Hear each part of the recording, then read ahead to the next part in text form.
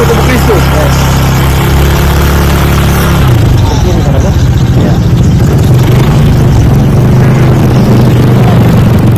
Ya, puji Tuhan, inilah perjalanan pelayanan kita, sahabat yang terkasih ya, dan luar biasa. Kita boleh melakukan beberapa hal dan banyak hal di pelayanan ini, bagaimana Tuhan turut bekerja bagi orang-orang yang mengasihi Dia. Yes.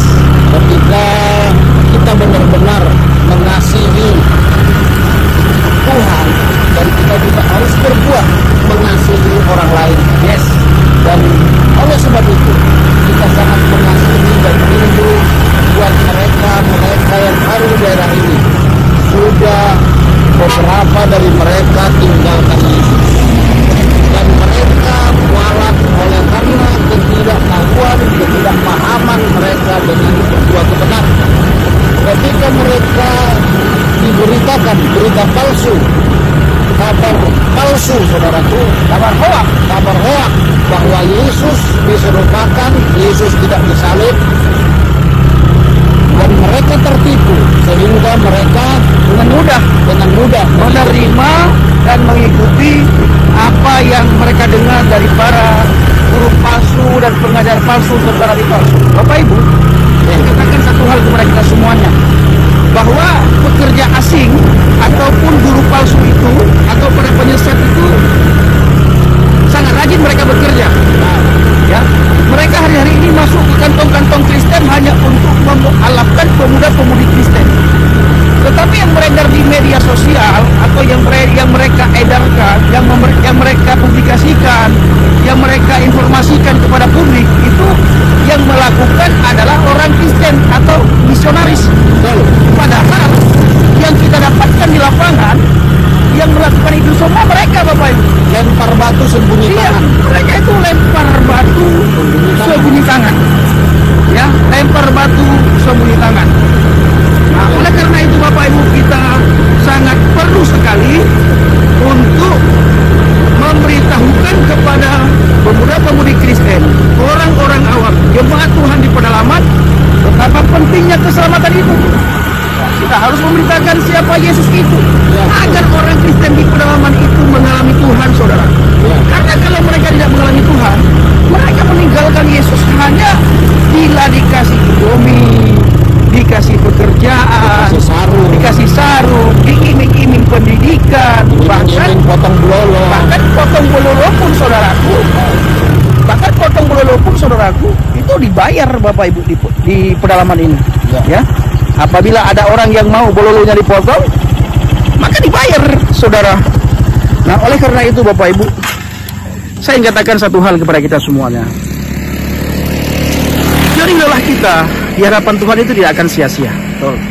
Dan kita harus melakukan kasih yang nyata kepada orang-orang yang ada di pedalaman. Amin. Bapak Ibu bayangkan, kita yang sudah menemukan kasih karunia, kita yang sudah mendapatkan anugerah cuma-cuma, apakah kita tidak punya belas kasihan ketika melihat saudara-saudara kita di pedalaman begitu mudah mereka meninggalkan Yesus, begitu mudah mereka meninggalkan Kristus? Apakah mereka karena ekonomi, saudaraku? Apakah karena pekerjaan? Apakah karena iming-iming ini, iming-iming itu? Itu semua kalau kita selidiki lebih dalam, mereka rela meninggalkan Yesus karena kurangnya pengetahuan mereka akan firman Tuhan, kurangnya pengenalan mereka akan firman Tuhan. Makanya Bapak Ibu, saya kurang setuju dengan pendapat beberapa hamba Tuhan bahwa di pedalaman itu orang meninggalkan Kristus itu karena kemiskinan. Tidak, saudaraku, bukan karena kemiskinan. Jangan ketika kita melihat ada orang yang meninggalkan Yesus di pedalaman, pemuda-pemudi Kristen meninggalkan Yesus di pedalaman, lalu kita dengan enaknya mengatakan, oh mereka itu karena lapar, mereka itu karena pekerjaan, mereka itu karena apa namanya, saudaraku, dikasih supermi, dikasih Indomie, karena ekonomi. Enggak, saudaraku, tapi karena kurangnya pengenalan mereka akan firman Tuhan itu kurang. Bahkan bisa dikatakan tidak ada. Kenapa tidak ada? Sementara banyak sekali Bapak Ibu, gereja di Mentawai ini sangat banyak. Sangat banyak gereja di Mentawai. Banyak orang kaya di sini. Banyak juga orang yang berada di sini, Bapak Ibu. Lalu kenapa dengan begitu mudah orang-orang di pedalaman, di kantong-kantong lebih dalam lagi Bapak Ibu, lebih desa lagi, itu dengan mudah mereka meninggalkan Yesus. Karena kurangnya pengenalan akan Kristus itu, pengetahuan mereka akan firman Tuhan itu kurang, saudaraku. Pengenalan akan firman Tuhan itu kurang, saudaraku. Mengalami Tuhan itu kurang, saudaraku. Kenapa bisa kurang? Karena kurang dididik, karena kurang diperhatikan. Siapa yang kurang perhatikan mereka? Gereja, saudaraku, pendeta. Saya bersama dengan saudara saya Bang JDP, ketika bertemu dengan beberapa hamba Tuhan di pedalaman, dan ketika saya ajak mereka untuk melakukan misi, menguatkan ke pedalaman-pedalaman, apa kata hamba-hamba Tuhan yang ada di Mentawai ini? Saya harus minta maaf terlebih dahulu. Kita tidak punya dana, Pak Pendi. Kita tidak punya uang untuk beli bensin, Pak Pendi. Ini terus yang dipersoalkan, Bapak Ibu. Ya, ini terus dipersoalkan. Lalu kami merenungkan, bagaimana dengan kami yang dari jauh rela datang kemari? Ya, yang dari jauh rela datang kemari, masuk ke pedalaman, Bapak Ibu. Kami begitu datang ke Mentawai, sebentar kami tinggal di daerah yang ada sinyal, habis itu Bapak Ibu kami pergi langsung minta tolong kepada, dan puji Tuhan ada satu hamba Tuhan yang begitu peduli dan yang sangat mengasihi jiwa-jiwa dan yang sangat kuat sekali dalam pelayanan, dan sangat sukacita melakukan pelayanan, dan sangat sukacita ketika kami hadir. Beliaulah yang selalu mendampingi kami, Bapak Ibu. Ya, beliaulah yang selalu mendampingi kami, dan beliau tidak pernah menanyakan, Pak Pendi, Pak Jamal, ada uang berapa bawa kemari? Enggak pernah. Pak Pendi, kita tidak ada uang bensin ini. Pak Pendi, kita tidak ada uang untuk sewa booth. Pak Pendi, kita tidak ada uang untuk bayar operator booth. Enggak pernah, Bapak Ibu. Begitu saya sama Bang JDP mau berangkat ke Mentawai, saya telepon, Pak, beberapa hari lagi saya bersama saudara saya ke Mentawai. Oh, mari Pak Pendi, mari Pak Jamal, datang ke Marijo, katanya. Jadi Bapak Ibu luar biasa. Sementara hamba-hamba Tuhan yang lain, Bapak Ibu, saya melihat di sini sibuk sekali dengan gereja, sibuk sekali dengan pekerjaannya, usahanya. Bukan tidak ada hamba-hamba Tuhan di sini yang kaya, saudaraku. Banyak di sini hamba-hamba Tuhan yang kaya di Mentawai. Ya, tetapi kurangnya peduli mereka terhadap jiwa-jiwa yang ada di pedalaman. Ketika jiwa-jiwa yang ada di pedalaman ini kurang diperhatikan, masuklah guru palsu, masuklah penyesat, masuklah nabi palsu. Dengan begitu mudah mereka memetik, saudaraku. Dengan begitu mudah mereka menuai. Dengan begitu mudah mereka menyampaikan Yesus tidak mati disalib. Dipercaya, saudaraku. Dengan begitu mudah mereka katakan bahwa Yesus tidak bangkit. Dengan begitu mudah mereka mengatakan itu adalah orang yang diserupakan. Percaya Bapak Ibu anak-anak di pedalaman, karena diperhatikan. Yang penting mereka ada yang memperhatikan, saudaraku. Begitu juga saudara, kita melihat ya, begitu mereka sudah jadi mu'alaf, ini lagi mereka seperti dicampakkan begitu saja. Iman mereka tidak dipedulikan. Bagaimana cara ibadah mereka tidak dipedulikan, saudaraku. Ini kita sangat kita sayangkan. Tetapi saudaraku, kalau kita memiliki hati Bapa, hati yang peduli, hati yang mengasihi, kita tentu akan lebih mengasihi jiwa-jiwa, khususnya di daerah pedalaman. Dan saya bersama dengan Bang JDP sangat mengucapkan terima kasih. Bapak Ibu begitu peduli terhadap pelayanan yang kami lakukan. Bapak Ibu begitu mengasihi kami. Bapak Ibu begitu mensupport kami. Bapak Ibu begitu mendoakan kami. Ini semua karena kasih Tuhan. Karena Tuhan yang menggerakkan saudara. Kalau Tuhan tidak menggerakkan saudara, sebesar sehebat apapun kami meminta, sekeras apapun kami berteriak kepada saudara, kalau Tuhan tidak menggerakkan, Bapak Ibu tidak akan membantu pelayanan kami. Tetapi karena kasih Tuhan yang Bapak Ibu alami, peduli Bapak Ibu terhadap Tuhan, terhadap pekerjaan Tuhan, sehingga Bapak Ibu dipakai Tuhan untuk memberkati pelayanan kami. Jadi saudaraku, kalau Bapak Ibu melihat betapa gelapnya muka saya, ya, gelap sekali. Setiap saya datang ke Mentawai, itu muka saya gosong, Bapak Ibu. Kenapa? Karena kita mainnya itu arah pelayanan ke pedalaman itu kita lewat laut, saudaraku. Kita naik pompong, lalu kita menyusuri sungai. Panasnya minta ampun, Bapak Ibu. Habis itu kita mau nyampe ke tempat pelayanan, tempat yang kita tuju, kita jalan setapak, saudaraku. Jalan kaki. Dengan kita menjinjing barang yang kita bawa, saudara. Tetapi Tuhan luar biasa. Ya, Tuhan luar biasa. Nah, Bapak Ibu, saya ingin menceritakan kisah pelayanan kami kemarin dan apa yang terjadi pada diri saya khususnya dan pada diri saudara saya. Bagaimana saya keceblur di sungai yang sangat besar, padahal itu sudah mendekat, sudah dekat dengan dermaga, sudah dekat dengan pelabuhan, sudah bisa pegang dinding. Tetapi Bapak Ibu, saya bisa jatuh. Yang luar biasanya, Tuhan masih nolong saya.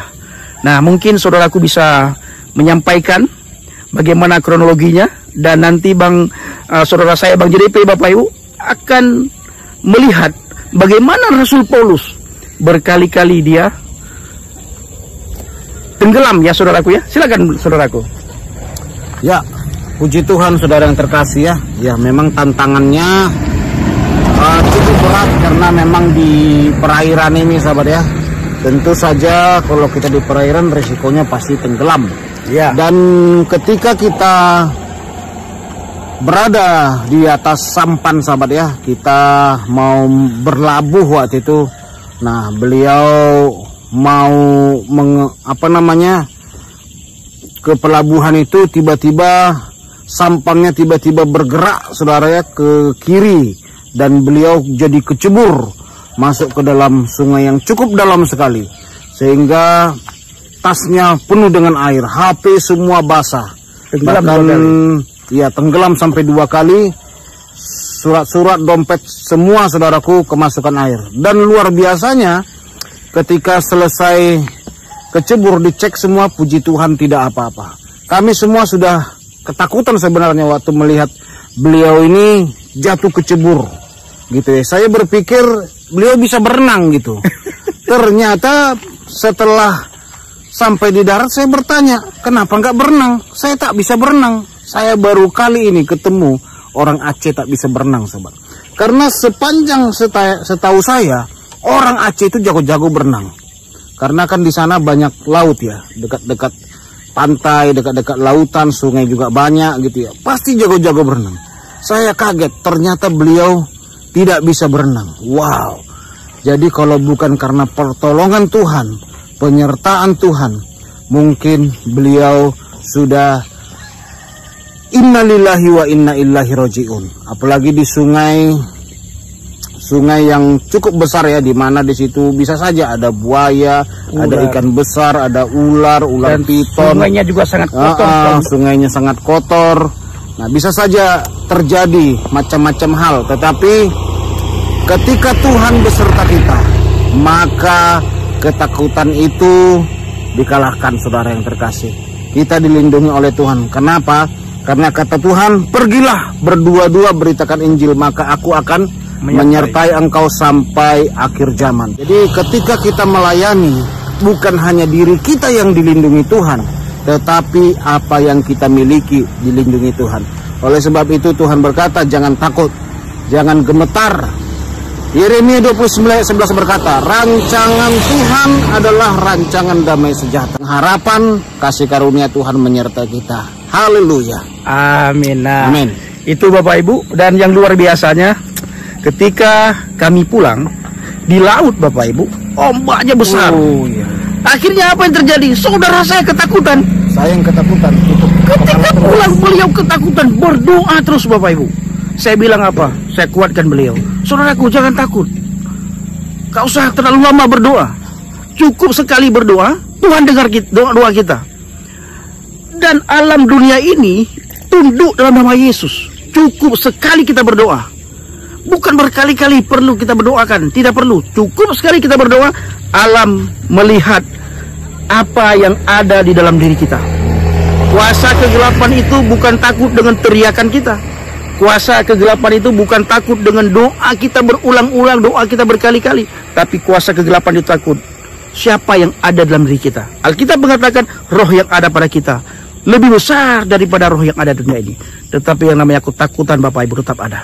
Karena saudara saya ini jarang seperti itu. Sementara saya sudah berkali-kali melewati laut Bapak Ibu. Karena saya sudah sangat sering pelayanan ke Mentawai. ke daerah-daerah, Saya yang nggak terbiasa ke dengan pedalaman-pedalaman. Saudara saya tidak terbiasa. Hanya beberapa kali beliau ikut ke Mentawai, ya, baru-baru ini. Dulunya Bapak Ibu belum, hanya mendengar saja. Apa seberikutnya saya bilang, seandainya kapal ini tenggelam, saat ini tenggelam di tengah laut Bapak Ibu, lagi dihantam ombak kiri kanan, beliau dalam keadaan ketakutan, saya kuatkan dengan firman Tuhan. air masuk ke sampan. Air masuk ke sampan, tas basah semua, baju kami basah, pakai air, kena air asin Bapak Ibu. Makanya muka saya sudah hitam tambah gelap saudaraku. Tapi tidak masalah, kalau putih cepat kotor. Nah saudaraku, saya bilang sama saudara saya, sampan jatuh, tenggelam, bila kita mati dalam melakukan amanat agung. Kita pulang ke rumah Bapa kita di surga dengan penuh sukacita dan damai sejahtera, saya bilang. Dan mati dalam Tuhan itu adalah keuntungan bagi orang yang percaya. Yes. Kami bukan saja mati di dalam Tuhan, tetapi mati di saat pulang memberitakan Injil di daerah pedalaman Bapak Ibu. Ini luar biasa. Nah, baru ada semangat lagi saudara saya Bapak Ibu. Tetapi tetap tegang. Saya bisa kelihatan ketegangannya saudara saya Bang JDP. Saya tutup muka pakai sarung. Wah, tutup muka Bapak Ibu. Nggak nampak. Saya terus kuatkan. Dan puji Tuhan, tidak terjadi apapun. Dan kami bisa sampai di rumah. Lalu besoknya kami berangkat ke daerah lain lagi. Dan besok pagi Bapak Ibu kami berangkat ke daerah pedalaman lagi. Kami masih beberapa hari di pedalaman Mentawai. Bapak Ibu dukung dalam doa dan bawa dalam doa syafaat agar melalui pelayanan yang kita lakukan nama Tuhan dipermuliakan. Banyak orang-orang diselamatkan. Jiwa-jiwa yang sudah undur di hadapan Tuhan, jiwa-jiwa yang sudah mu'alaf, mereka kembali kepada Tuhan. Amin. Mereka kembali ke jalan yang benar. Yesus adalah thariq ilal jannah, jalan menuju ke surga. Yes. Haleluya. Luar biasa Bapak Ibu. Wow. Sekali lagi kami ucapkan terima kasih atas doa, dukungan dan support saudara semuanya. Bila ada di antara Bapak Ibu yang mau mendukung pelayanan kami, itu ada di deskripsi JDP Channel Jamal Dodi Pasaribu. Haleluya. Sekian juga bagi saudara yang ingin menabur buat pelayanan di Injil Habaget Effendi Usman, silahkan saudara juga lihat di deskripsi. Topang pelayanan ini, saudaraku yang terkasih, supaya pelayanan ini tidak terhambat karena hal-hal materi. Kan gitu saudaraku, kan malu juga kita kan saat kita mau pelayanan, habis bensin, tidak ada uang beli, malu saudara ya, malu. Tapi anak Tuhan pasti akan cukupi lah. Dan saya percaya saudara adalah orang-orang hebat, orang-orang baik yang tidak ingin pelayanan ini berhenti. Dan saya percaya taburan itu tidak akan pernah sia-sia di hadapan Tuhan. Apa yang kamu tabur, itu yang kamu tuai. Luar biasa. Amin. Terima kasih. Salam Aki. Aku kabarkan Injil keselamatan. Bapak Yahweh, Bishem Adonai Yeshua HaMashiach Ruach Kudus memberkati kita semua. Salam murtadin. Haleluya. Salam murtadin. Amin. Jalannya rusak parah saudara.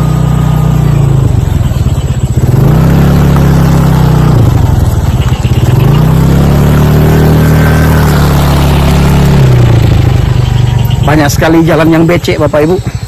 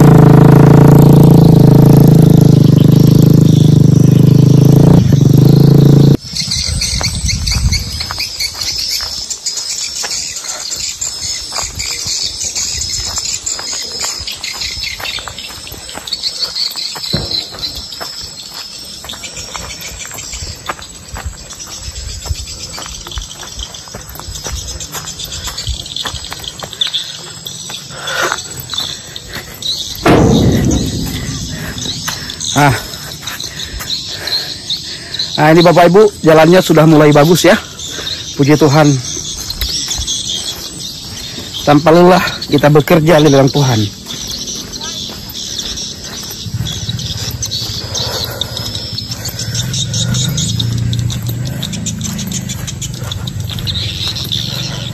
Mobil motor saudaraku. Mobil motornya.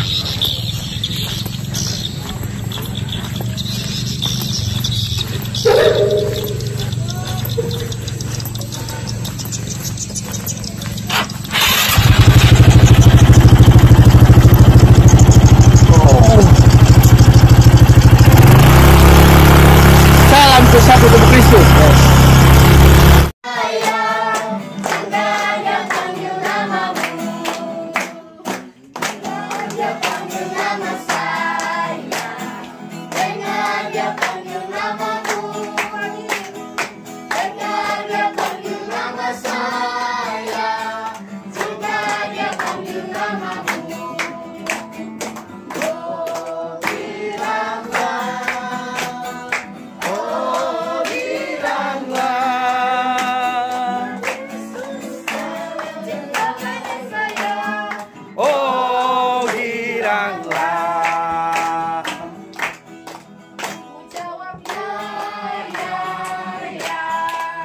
Ku jawab ya,